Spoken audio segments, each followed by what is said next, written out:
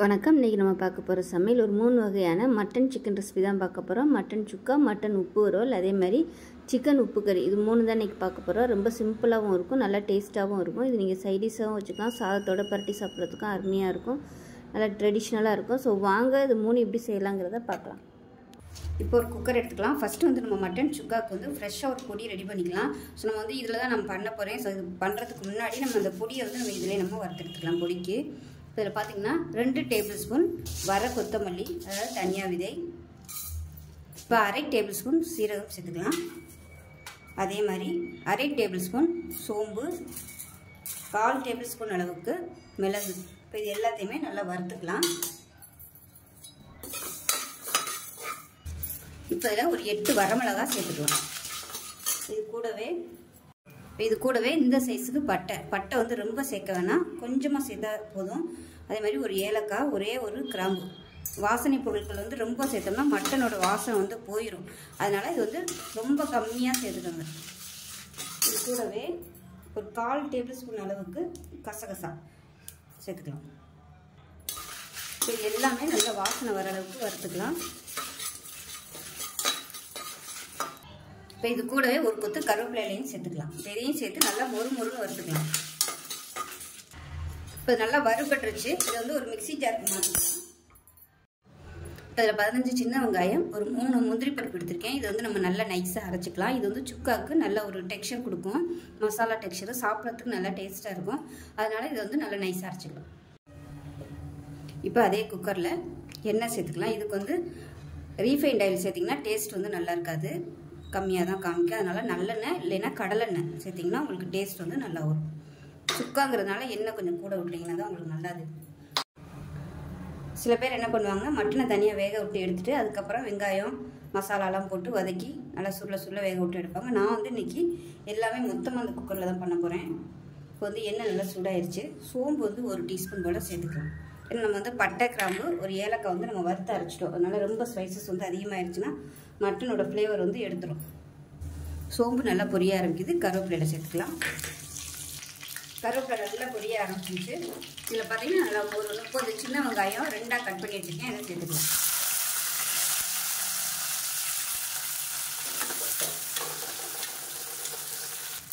இப்போ கொஞ்சமாக கல்லுப்பு சேர்த்துக்கலாம்.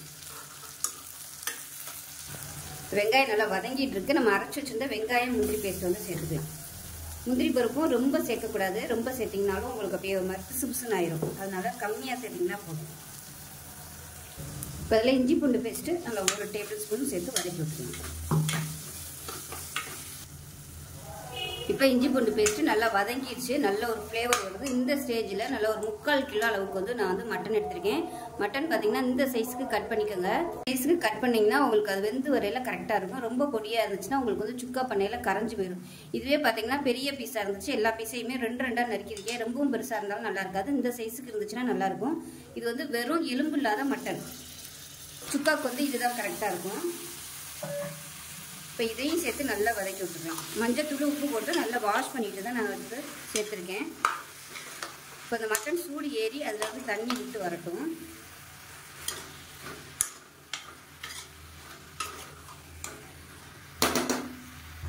இப்போ இந்த மட்டனுக்கு உப்பு பிடிக்கிறதுக்காக உப்பு சேர்த்துக்கலாம்.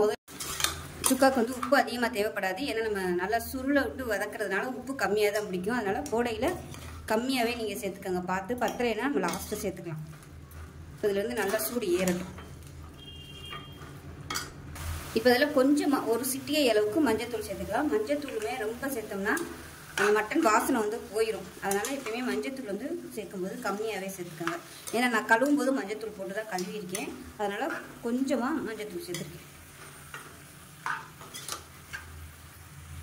இப்போ மட்டன் ஓரளவுக்கு நல்லா அப்படியே தண்ணி விட ஆரம்பிக்குது பாருங்கள். இந்த ஸ்டேஜில் நம்ம வறுத்து வச்சுருக்கிற பொடியை சேர்த்துக்கலாம். நான் இது வந்து கொஞ்சம் தான் போடுறேன், கொஞ்சம் இவ்வளோண்டு நான் வந்து மிச்சம் வச்சுருக்கேன். இப்போ இதையும் சேர்த்து நல்லா பரட்டி விட்டுக்கலாம். மட்டனை பொறுத்தளவு இது பார்க்க நிறையா இருக்க மாதிரி இருக்கும். வெந்துச்சுன்னா நம்ம சுருண்டு வதக்கும் போது கொஞ்சமாயிடும். அதனால் மசாலா வந்து இதுக்கு அதிகமாக தேவைப்படாது. எப்பயுமே மசாலா அதிகமாகிடுச்சுன்னா உங்களுக்கு அந்த வாசனை போயிடும். மட்டனோட வாசனையும் இருக்காது, அந்த மசாலா வாசனை தான் அதிகமாக இருக்கும். பாருங்கள், நல்லா பரட்டி விட்டாச்சு. இன்னுமே நமக்கு வந்து கொஞ்சம் வேகட்டும். இப்போ இதில் ஒரு அரை டேபிள் ஸ்பூன் அளவுக்கு மிளகாத்தூள், வெறும் மிளகாத்தூள் வந்து சேர்த்துக்கலாம். காரம் பத்தலைன்னா நீங்கள் சேர்த்துக்கோங்க.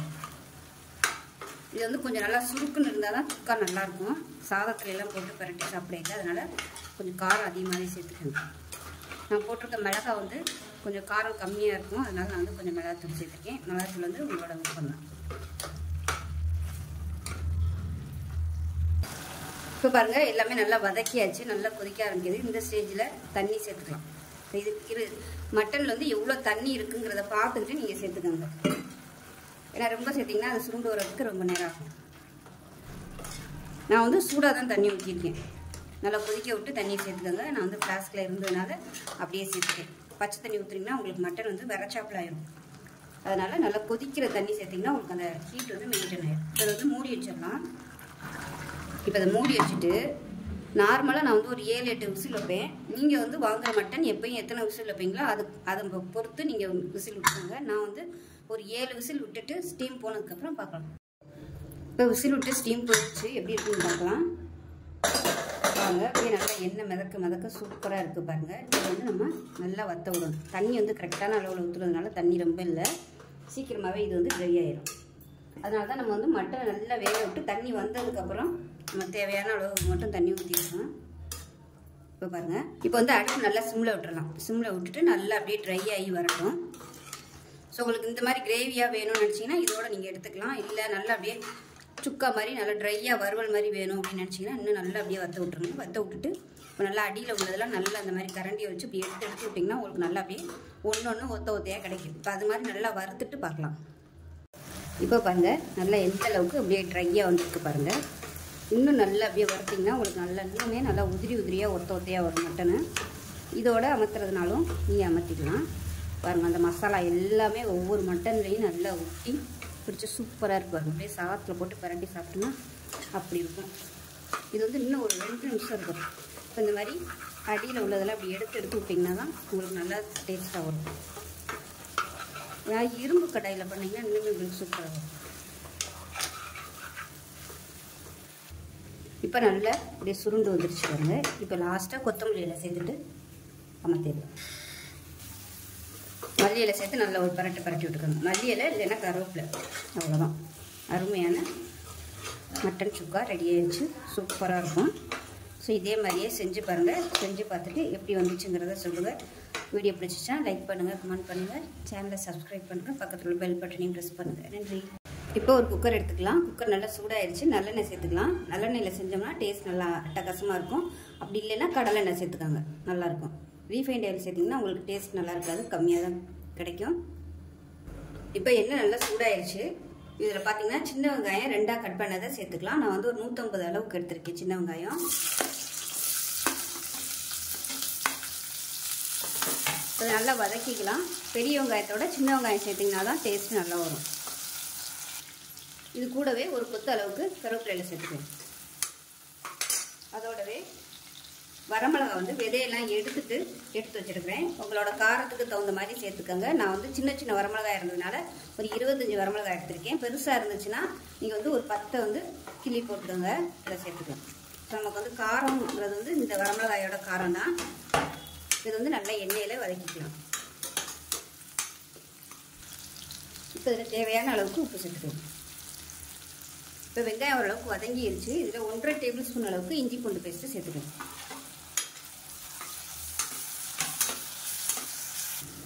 இஞ்சி பூண்டு பேஸ்ட்டு பச்சை வாசனை போக நல்லா வதக்கியாச்சு. இப்போ 1/2 கிலோ மட்டன் எடுத்திருக்கேன். மஞ்சத்தூள் போட்டு நல்லா கழுவிட்டு வச்சுருக்கேன். இந்த சைஸுக்கு கட் பண்ணிக்கோங்க. மட்டன் வந்து நல்லா எல்லோ மட்டனாக இருக்குது, பார்க்கையில் உங்களுக்கு தெரியும். நல்லா லேயராக வருது. மட்டன் வந்து நல்லா சூப்பரான மட்டன். ஸோ எல்லாமே ஒரே சைஸுக்காக கட் பண்ணிக்கோங்க. அப்போ தான் வேகும்போது நல்லா வேகும். இது வந்து வெறும் எலும்பு இல்லாத மட்டன். உப்பு வறுவலுக்கு இந்த மாதிரி எலும்பு இல்லாத மட்டன் சேர்த்திங்கன்னா தான் நல்லாயிருக்கும் சாப்பிட்றதுக்கு. இப்போ இதையும் சேர்த்து நல்லா வதக்கி விட்டுக்கணும். உப்பு வந்து ஃபஸ்ட்டு போட்டது தான், அதுவே போதும். லாஸ்ட்டாக நம்ம ரெடி பண்ணதுக்கப்புறமா பத்தலைன்னா நம்ம சேர்த்துக்கலாம். ஏன்னா இது வற்றி வரும், இப்போ உப்பு அதிகமாக போயிடும். அதனால் பார்த்துக்கிட்டு நம்ம சேர்த்துக்கலாம். அதில் உள்ள உப்பே போதும். ஒரு 2 நிமிஷத்துக்கு வதக்கிக்கலாம். நான் வந்து இதில் மஞ்சத்தூள் போடலை. கழுவையிலே மஞ்சத்தூள் போட்டு நான் கழுவுனதுனால மஞ்சத்தூள் போடலை. மஞ்சத்தூள் போட்டோம்னா அந்த மட்டனோட வாசனை வந்து போயிடும். அதனால் மஞ்சத்தூள் வந்து நான் போடலை. அதே சமயம் மசாலாவுமே நான் வந்து எதுவுமே சேர்க்கலை. தாளிக்க ஐட்டம்லாம் இதெல்லாம் சேர்த்தோம்னா மட்டனோட ஒரிஜினல் ஸ்மெல் வந்து போயிடும். இப்போ வந்து டேஸ்ட் நமக்கு வந்து வேறு மாதிரி கிடைக்கும். அதனால நான் வந்து தாளிப்பு எதுவுமே போடலை. உங்களுக்கு தாளிப்பு போட்டால் தான் பிடிக்கும்னா நீங்களே போட்டுக்கணும். இப்போ நல்லா வதக்கிக்கலாம். கொஞ்சம் சூடு ஏறட்டும். இப்போ பார்த்தீங்கன்னா மட்டன் நல்லா தண்ணி விட ஆரம்பிச்சிருச்சு. இந்த ஸ்டேஜில் மிளகு சீரகம் பொடிச்சு வச்சுருக்கேன். 2 சம அளவு எடுத்து பொடிச்சு வச்சுருக்கேன். இப்போ அந்த பொடியை வந்து சேர்த்துக்கிறேன். நான் வந்து 1 டேபிள் ஸ்பூன் அளவுக்கு மட்டும் சேர்த்துக்கிறேன். ஸோ ஒரு வேளை நம்ம பத்தாமல் இருந்துச்சுன்னா லாஸ்ட்டாக இறக்கப்பையில் கூட நம்ம சேர்த்துக்கலாம். காரம் எப்படி இருக்குங்கிறத பார்த்துக்கிட்டு இதையும் சேர்த்து நல்லா பரட்டி விட்டுக்கலாம். இப்போ இது நல்லா தண்ணி விட்டு வர ஆரம்பிச்சிருச்சு. இந்த ஸ்டேஜில் சுடு தண்ணி சேர்த்துக்கலாம். நான் முன்னாடியே சூடு பண்ணி வச்சுருக்கேன். நல்லா கொதிக்கிற தண்ணியாக சேர்த்துக்கணும். முங்குற அளவுக்கு மட்டும் தண்ணி சேர்த்திங்கன்னா போதும். ரொம்ப ஊற்ற வேணாம். ஊற்றுனீங்கன்னா அப்புறம் வத்தி வர்றதுக்கு ரொம்ப நேரம் ஆகும். அதனால் மட்டன் முங்குற அளவுக்கு மட்டும் ஊற்றுனீங்கன்னா போதும். தண்ணி எப்படி இருக்குங்கிறத பார்த்துக்கிட்டு நீங்கள் ஊற்றிக்கணும். பாருங்கள், இவ்வளோதான் நான் தண்ணி ஊற்றிருக்கேன். ஏன்னா மட்டன் வந்து சுருங்கும். அப்போ வந்து தண்ணி கரெக்டாக வந்துடும். இதை மூடி வச்சுக்கலாம். இதை மூடி வச்சுட்டு ஒரு 7-8 விசில் வச்சுக்கலாம்.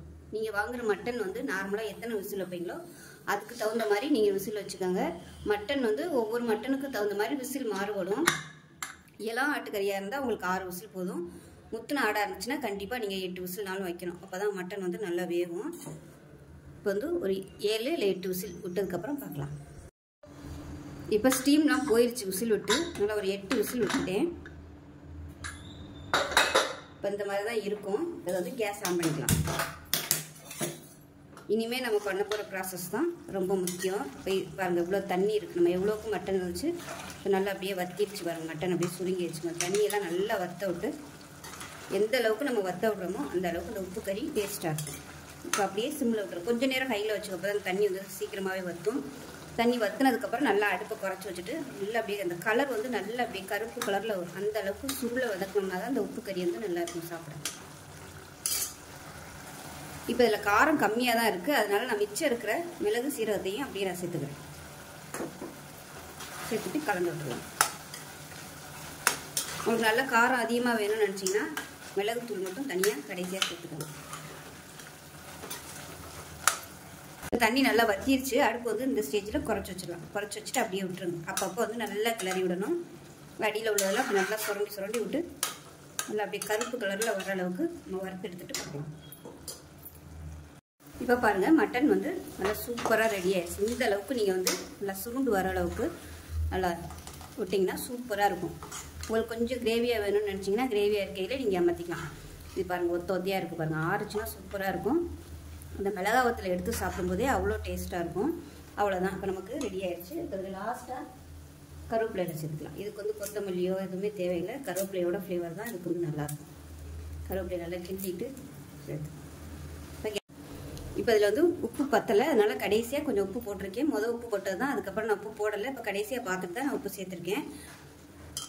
கேஸ் அமர்த்திருக்கேன். அவ்வளோதான். அருமையான மதுரை ஸ்டைல் மட்டன் உப்பு கறி ரெடி ஆயிடுச்சு. சூப்பராக இருக்குது. அப்படியே சாதத்தில் போட்டு பரட்டி சாப்பிட்லாம். ஸோ இதே மாதிரியே செஞ்சு பாருங்கள். செஞ்சு பார்த்துட்டு எப்படி வந்துச்சுங்கிறத சொல்லுங்கள். வீடியோ பிடிச்சிச்சுன்னா லைக் பண்ணுங்கள், கமெண்ட் பண்ணுங்கள், சேனலை சப்ஸ்கிரைப் பண்ணுங்கள். இப்போ ஒரு குக்கர் எடுத்துக்கலாம். இதில் வந்து நல்லெண்ணெய் சேர்த்துக்கலாம். நல்லெண்ணெயில் செஞ்சிங்கன்னா நல்லாயிருக்கும். இல்லைன்னா கடலெண்ணெய் சேர்த்துக்கோங்க. இப்போ எண்ணெய் சூடானதும் நல்லா ஒரு 300 கிராம் அளவுக்கு சின்ன வெங்காயம் நான் வந்து அப்படியே முழுசாகவே போடுறேன். ரொம்ப பெருசாக இருந்துச்சுன்னா 2 கட் பண்ணிக்கோங்க. இப்போ இதை சேர்த்துக்கலாம். இந்த உப்பு கறிக்கு எவ்வளோக்கு நம்ம சிக்கன் எடுக்கிறோமோ அதுக்கு சரிக்கு சமமாக கூட நீங்கள் வெங்காயம் சேர்த்துக்கலாம். அதுவும் சின்ன வெங்காயம் தான் சேர்க்கணும். அப்போ தான் டேஸ்ட் நல்லாயிருக்கும். குறைஞ்சது 1/2 கிலோவுக்கு ஒரு 1/4 கிலோவாது வெங்காயம் சேர்க்கணும். ஸோ அந்தளவுக்காக வெங்காயம் சேர்த்திங்கன்னா தான் நல்லாயிருக்கும். இதுக்கு கம்மியாக சேர்த்திங்கன்னா உங்களுக்கு அந்த டேஸ்ட் வராது. உங்களுக்கு உரிக்கிறதுக்கு ஆள் இருக்காங்கன்னு நினச்சிங்கன்னா நீங்கள் 1/2 கிலோ சிக்கன் எடுத்திங்கன்னா 1/2 கிலோ கூட நீங்கள் சின்ன வெங்காயம் சேர்த்துக்கலாம். நல்லாயிருக்கும்.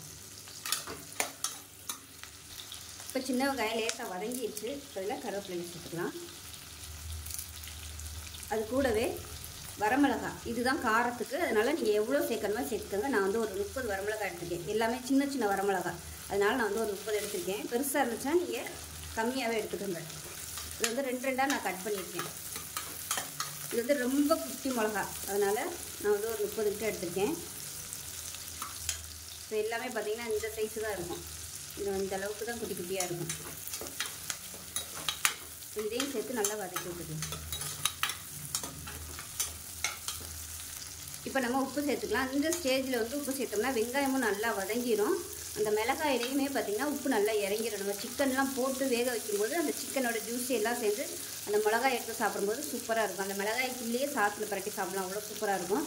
அதனால் இப்போவே நம்ம உப்பு போட்டோம்னா தான் அந்த மிளகாயில் உப்பு பிடிக்கும், இல்லைன்னா சப்புன்னு இருக்கும். இப்போ வெங்காயம் நல்லா வதங்கிடுச்சு. இந்த ஸ்டேஜில் இஞ்சி பூண்டு பேஸ்ட்டு சேர்த்துக்கலாம். இதில் வந்து நான் ஒரு 10 சின்ன வெங்காயம், 10 பூண்டு பல், ஒரு 5 துண்டு இஞ்சி. இஞ்சியோட ஃப்ளேவர் கம்மியாக இருக்கணும், பூண்டு வந்து அதிகமாக இருக்கணும். அப்போ தான் நல்லாயிருக்கும், டேஸ்ட்டாகவும் இருக்கும். இப்போ நான் வந்து கொஞ்சம் கிரேவியாக வேணும் அப்படிங்கிறதுனால சின்ன வெங்காயம் வந்து அரைச்சி சேர்த்துருக்கேன். இதுவும் உங்களுக்கு நல்ல டேஸ்ட்டு கொடுக்கும். இது வந்து ஆப்ஷனல் தான், எனக்கு பிடிக்குங்கிறதுக்காக நான் அதாவது வெங்காயம் வந்து அரைச்சி சேர்த்துருக்கேன். இது வந்து நார்மலாக சேர்க்க மாட்டாங்க, சேர்த்திங்கன்னா நல்லாயிருக்கும்.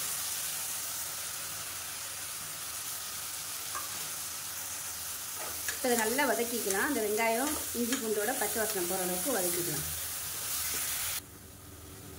சின்ன வெங்காயம் இந்த மாதிரி அரைச்சி சேர்க்கும்போது ஃப்ளேவர் நல்லாயிருக்கும். நார்மலாகவே நான் மட்டன் குழம்பு, சிக்கன் குழம்பு எல்லாத்துக்குமே பார்த்திங்கன்னா இஞ்சி பூண்டு அரைச்சோம்னா சின்ன வெங்காயமும் போட்டு தான் அரைப்பேன், நல்ல ஃப்ளேவராக இருக்கும்.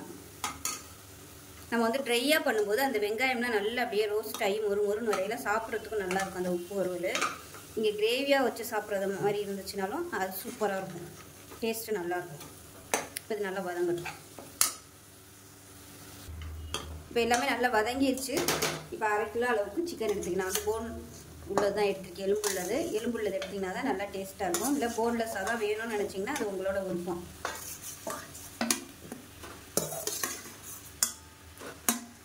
இது வந்து நாட்டுக்கோழிலே பண்ணலாம். நான் எடுத்துருக்கிறது வந்து பிராய்லர் தான் எடுத்திருக்கேன். ஏன்னா இப்போ வர பிராய்லர் எல்லாமே நாட்டுக்கோழி மாதிரி தான் இருக்குது, வேகவே வேகாததுனால நான் வந்து இன்றைக்கி குக்கரில் வச்சுருக்கேன். இப்போ நல்லா வதக்கி விட்டுட்டு குக்கரை மூடி வச்சுக்கலாம். இப்போ சிக்கன் நல்லா வதங்கிட்டு இருக்குது, நல்லா அப்படியே தண்ணி விட ஆரம்பிக்குது. இன்னும் நல்லா தண்ணி விட்டு வரட்டும். இதில் வந்து 1/4 டேபிள் ஸ்பூன் மஞ்சள் தூள் சேர்த்துக்கலாம். சேர்த்துட்டு நல்லா வதக்கி விட்டுக்கலாம். பக்கத்தில் தண்ணி நல்லா கொதிக்க வச்சுக்கோங்க. சிக்கன் நல்லா வெந்ததுக்கப்புறமா இந்த தண்ணி ஊற்றிக்கலாம்.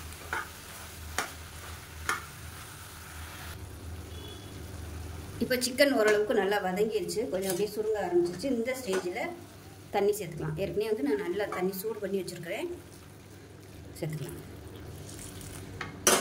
சேர்த்துட்டு கலந்து விட்டுக்கலாம். சிக்கன் வந்து அதாவது 800 கிராமுக்கு உள்ளே இருந்துச்சுன்னா உங்களுக்கு நல்லா பஞ்சு மாதிரி வெந்துடும். நீங்கள் வந்து குக்கரில் வைக்கணும்னு அவசியமே இல்லை.